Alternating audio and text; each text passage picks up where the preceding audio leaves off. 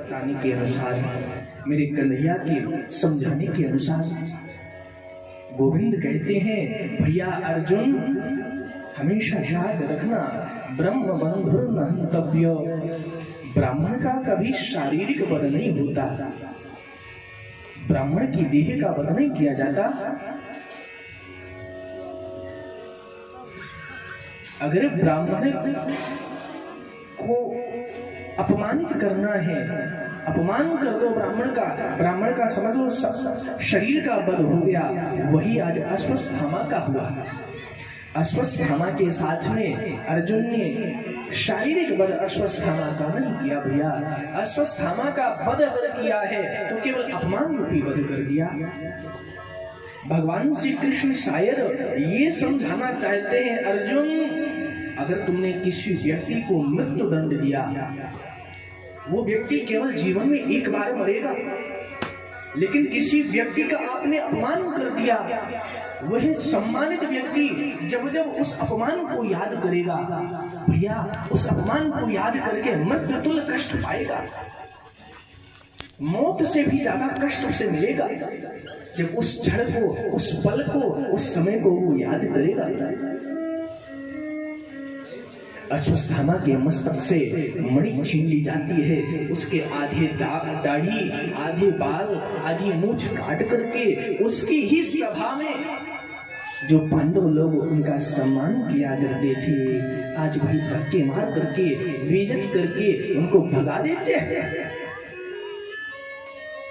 अश्वत्थामा चल पड़ा है, रास्ते में चलता चला जा रहा है, विचार कर रहा है, मैं भी द्रोणाचार्य का पुत्र अश्वत्थामा नहीं। अगर हे पांडवों, मैंने तुम्हारे कुल में कोई जल देने वाला छोड़ दिया, तुम्हारे कुल में मैं पानी देने वाला नहीं छोड़ूंगा। याद रखना, तुमने बहुत गलत कदम उठाया है, तुमने शत्रुता अश्वत्थामा से मोल ली है। मैं भी द्रोणाचार्य का पुत्र हूं।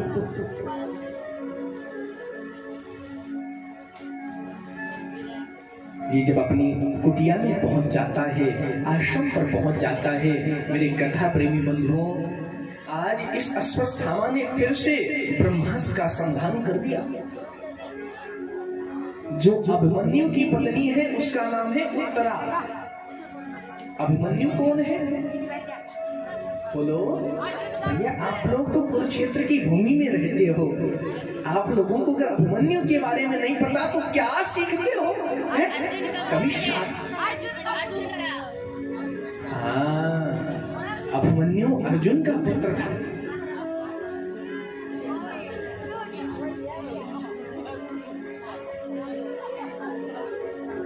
अर्जुन का पुत्र जो अभिमन्यु है, उसकी पत्नी का नाम है उत्तरा। यह पूरे 16 वर्ष का नहीं हो पाया था, समथिंग 15 वर्ष की इसकी अवस्था थी। युद्ध में ये वीर गति को प्राप्त हो गया था।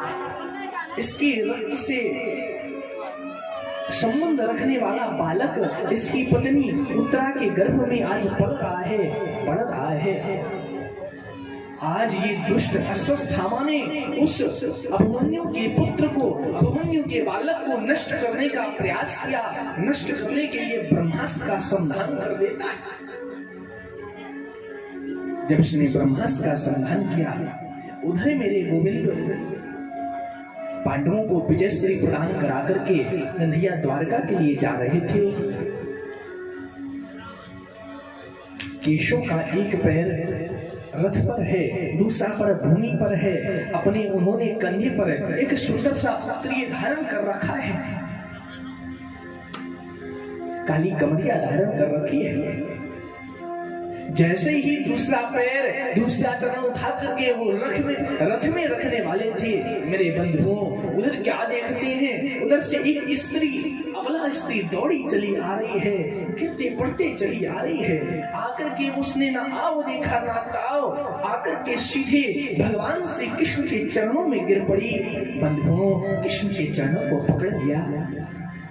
उत्तरा कहती है, पाहि पाहि महायोगिन देव देव जगतपते। हे कृष्ण, मैं आपकी शरण में आई हूँ। गोविंद, आप तो भक्तवत्सल हैं, मुझ दीन पर कृपा करो। यहाँ पर एक बात समझने वाली है, जो लोग दुनिया के आश्रित रहते हैं, अरे इस शरीर के पिता बैठे हैं, इस शरीर की माँ बैठी है, इस शरीर के भाई बहन बैठे हैं, या इस शरीर के अनेकानेक प्रकार के सगे संबंधी बैठे हैं, ध्यान देना मेरी बातों पे। जब तक तुम्हें ये भरोसा हो वो मेरी मदद करने आएगा भैया, तब तक परमात्मा शरण नहीं देता, गोविंद आकर के तुम्हें नहीं स्वीकार करेगा। द्रौपदी वही है जो उत्तरा की सास है, उत्तरा की माँ है। द्रौपदी का जब चीर हरण हो रहा था, उसे अभिमान था, मेरे 5 पति हैं, बलशाली हैं, एक सर्वश्रेष्ठ धनुर्धारी है, एक सर्वश्रेष्ठ गदाधारी है, ऐसे जहां वीर महारथी हो, मुझे किस बात की चिंता। जब तक उसे अपने पतियों का अभिमान था, गोविंद नहीं आया। पतियों के बाद अरे हमारे कुलगुरु कृपाचार्य बैठे हैं, हम हमारे पति के शिक्षा गुरु द्रोणाचार्य बैठे हैं, हम सभी की पितामह भीष्म बैठे हैं, वो हमारी रक्षा करेंगे इन दुष्ट कौरवों से। भैया तब तक परमात्मा श्री कृष्ण नहीं आया। लेकिन जब द्रौपदी की अपने पतियों से, अपने परिवार के स्नेही जनों से, लोगों से आस खत्म हो जाती है, आस समाप्त हो जाती है, द्रौपदी की आशा निराशा में बदल जाती है, तब वही मुरली वाला, वंशी वाला मेरा कृष्ण, मेरा कन्हैया प्रकट हो जाता है। और शायद द्रौपदी को एक बात कहना चाहता है, ए बहन द्रौपदी, जब मैंने शिशुपाल का वध किया था, मेरा स्पर्शन मेरी अंगुली से, कनिष्ठ का अंगुली से निकल करके शिशुपाल का मस्तक काट करके, शिशुपाल का सर काट करके, वहां जब मेरी कनिष्ठ का अंगुली में प्रवेश कर रहा था, मेरी अंगुली कट गई थी। हे मेरी बहन, आपने कुछ नहीं देखा, आपने तुरंत अपनी नई साड़ी का पल्लू फाड़ करके, एक उससे चिट फाड़ करके मेरी उस अंगुली में बांधी थी। बहन, तूने मुझे कुछ धागे बांधे थे, आज उस धागे को मैं, एक धागे को लाखों में परिवर्तित करके दूंगा। कितनों में? लाखों में। द्रौपदी का चीर दुशासन खींचता चला जा रहा है, माँ द्रौपदी चीखती जा रही है, त्राहि माम शरणागतम, अरे कोई तो बचा लो, कोई तो बचा लो, आज ये मुझे दुष्ट दुशासन निर्वस्त्र कर देगा, मेरी लाज चली जाएगी, मेरी कोई तो रक्षा करो। उसके पति लोग सर को नीचे झुका करके बंधुओं बैठे हैं, किसी ने सहायता नहीं की, किसी ने मदद नहीं की। वह जो कुल के गुरु कृपाचार्य, द्रोणाचार्य, भीष्म पितामह जैसे धर्म के धुरंधर लोग बैठे हो, उन्होंने भी मस्तक झुका दिया। वह अंधा धृतराष्ट्र जो पितरों में ऐसा अंधा हो गया, उसे अच्छे बुरे का पता नहीं रहा। सभी के रहते हुए जब द्रौपदी की कोई मदद नहीं करता, कोई सहायता नहीं करता, मेरा वंशी वाला एक कोने में प्रकट हो जाता है, खंभे के ऊपर बैठ करके द्रौपदी को चीर देना प्रारंभ कर देता है, दुशासन धोती खींचना प्रारंभ करता है, गोविंद उधर से देना प्रारंभ करते हैं। भैया, ये वह दुशासन है जिसमें 100 हाथियों का बल था। दुशासन साड़ी को खींचते खींचते थक जाता है, लेकिन साड़ी, द्रौपदी निर्वस्त्र नहीं होती, द्रौपदी से साड़ी दूर नहीं होती।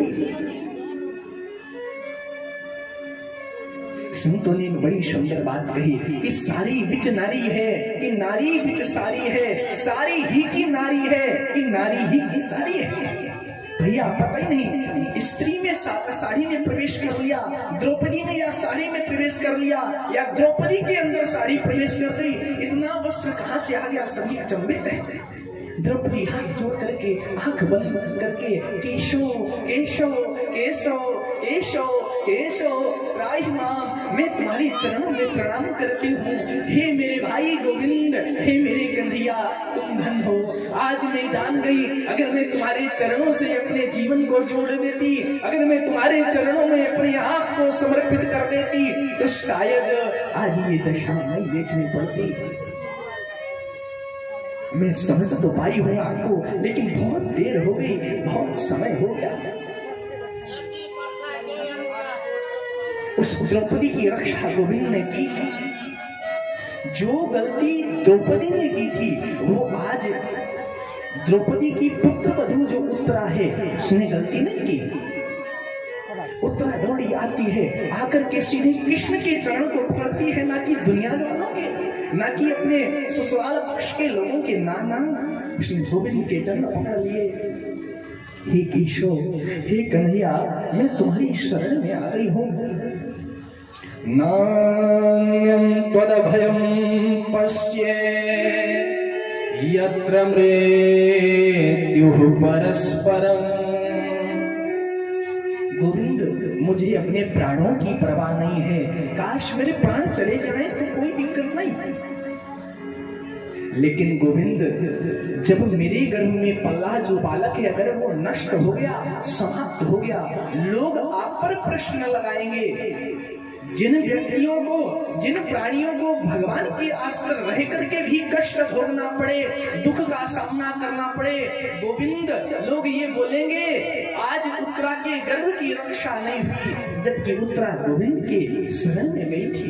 गोविंद, तुम्हारी कृपालुता, दयालुता पर लोग प्रश्न लगाएंगे। भगवान श्री कृष्ण समझ गए। देखा एक ब्रह्मास्त्र उधर से जलता चला आ रहा है। कन्हैया ने एक अंगूठे का रूप बनाया, रूप बना करके उत्तरा के गर्भ में प्रवेश कर गए।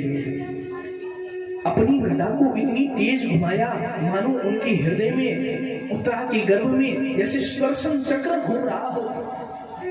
जब ब्रह्मास्त्र पास में पहुंचता है, भगवान का दर्शन करता है, ब्रह्मास्त्र शांत हो जाता है।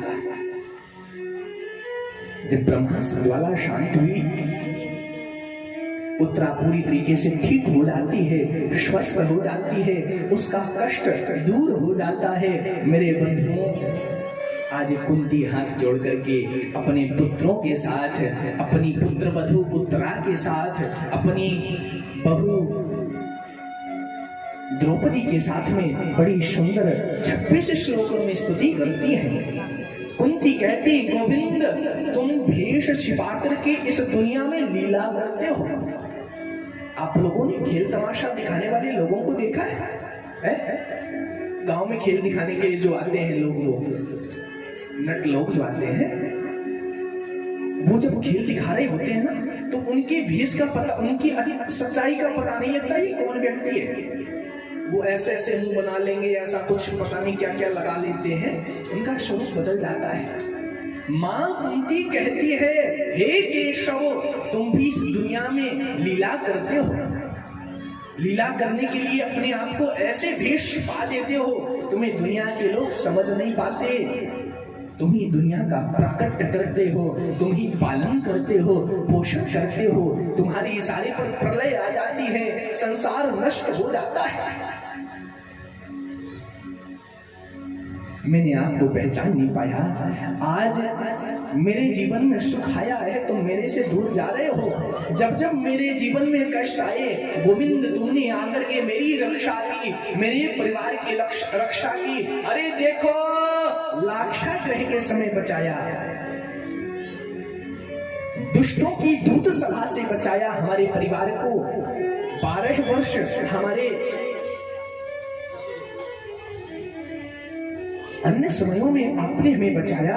अरे ये देखो, जो युद्ध भी चल रहा था, युद्ध में प्रत्येक क्षण, प्रत्येक अस्त्र और शस्त्र से हमारे परिवार की आपने रक्षा की है। पाहि पाहि महायोगिन देव देव जगत्पते त्वमेको दैहमानानां मपर्गोसि संस्कृते। हे गोविंद, मैं आपकी किन शब्दों में आपको धन्यवाद बोलूं, किन शब्दों में आपका शुक्रिया अदा करूं। विपदा संतुनः सस्वत तत्र तत्र जगत गुरो भवतु दर्शनम यस्यात् न पुनर्भव दर्शनम। गोविंद, मुझे अब सुख नहीं चाहिए, क्योंकि जहां सुख होता है वहां गोविंद नहीं होता। कुंती ने झोली पहना दी, गोविंद मेरी इस झोली में ना आप केवल कष्ट डाल दो, केवल दुख डाल दो, केवल मुसीबतें डाल दो। केशव कहते हैं, माँ तुम क्या मांग रही हो बुआ जी, तुम्हें पता है? हाँ हाँ मुझे पता है, मैं दुख मांग रही हूँ आपसे। क्यों? जब मेरे घर दुख आया तब आपका दर्शन हुआ, आपका सानिध्य प्राप्त हुआ, और आज जब सुख आ गया है, मेरे बच्चों ने विजयश्री प्राप्त कर ली है, मेरा बेटा युधिष्ठिर राजा बन गया, तो आप मेरे से दूर चले जा रहे हो। मुझे ये राज्य नहीं चाहिए, मुझे ये सुख नहीं चाहिए। अरे जहां पर आपका नाम ना हो, जहां पर आपका सानिध्य ना हो, जहां पर आपका दर्शन ना हो, जहां पर आपकी कृपा ना हो, और तो और भैया जहां पर आपकी कथा ना हो, वो चाहे स्वर्ग ही क्यों ना हो, मुझे नहीं चाहिए। सुख के माथे सिल पड़े जो हरि हृदय से जाय, बलिहारी वा दुख की जो पल पल नाम जपाय। गोविंद, मैं उस दुख को धन्यवाद करती हूँ, उस दुख को बड़ भागी मानती हूँ जहाँ पर आपका नाम जपा जा रहा हो। जब दुख आता है तो लोग आपको पुकारते हैं, हे भक्त वत्सल अब तो मेरा दुख दूर कर दे। लेकिन जब लोग सुखी हो जाते हैं, आपको भूल जाते हैं। संत लोग कहते हैं कि दुख में तड़पो मती, सुख में भूलो मती, प्राण जाय पर नाम भूलो मती। इस मन से कृष्ण गोविंद गोपाल गाते चलो, इस पापी मन को प्रभु चरणों में लगाते चलो। भैया ये मन भगवान के चरणों में नहीं लगता, लगाने के लिए ना बार बार समझाना पड़ता है, बार बार इसको बिठाना पड़ता है। आज कुंती भावुक होकर के बड़े रुंधे हुए गले से गोविंद का संकीर्तन गा रही हैं। कहती हैं, मोहन से दिल क्यों लगाया है, ये मैं जानूं या वो जाने। रुंधे हुए गले से आंखों में आंसू भर करके और भाव से गा रही हैं। तुम लोग ध्यान रखना, अगर कन्हैया को बुलाना है तो भाव से गाना पड़ेगा। गाओगे? मन से गाना, ऊपरी दिखावे के भाव से नहीं। इसे तुम्हारा दिखावा नहीं चाहिए मेरी माई बाप, इसे सच्चाई चाहिए। जब आप सुंदर हृदय, पवित्र हृदय से आओगे, इसको प्रणाम करोगे, तुम्हें स्वीकार कर लेगा, तुम्हारे जीवन की परेशानी को दूर कर देगा। बोले वृंदावन।